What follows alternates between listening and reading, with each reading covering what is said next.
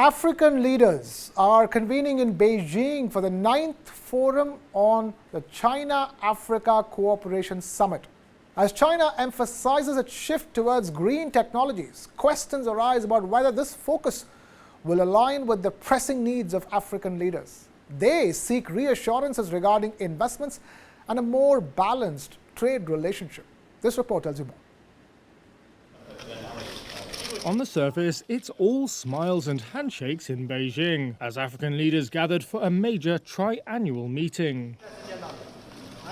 But there could be tough talks ahead, as the aims of the continent's countries come up against China's new slimmed-down priorities. Here's what to expect from the 9th Forum on China-Africa Cooperation Summit.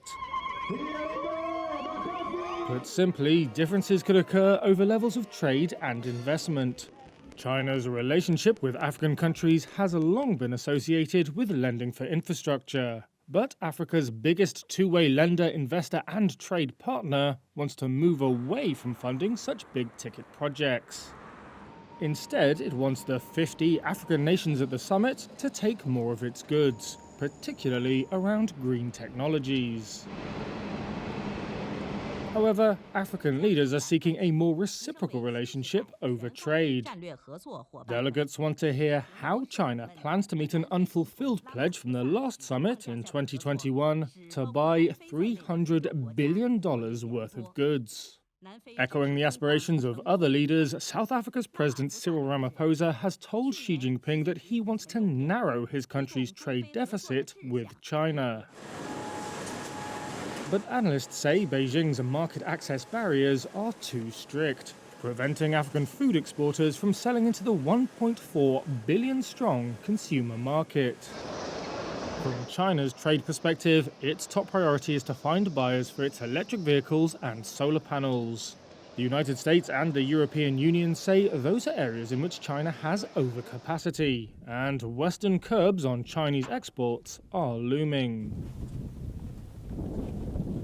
Green technologies also shape the way China wants to provide finance. It's already started tweaking the conditions for its loans to Africa, setting aside more for solar farms, EV plants and 5G Wi-Fi facilities. That's while it cuts back on lending for bridges, ports and railways. African leaders, however, will seek assurances on the progress of incomplete Chinese-funded infrastructure projects. That includes a railway designed to link East African countries. They'll also be looking for quicker financing solutions to a growing debt crisis across the continent.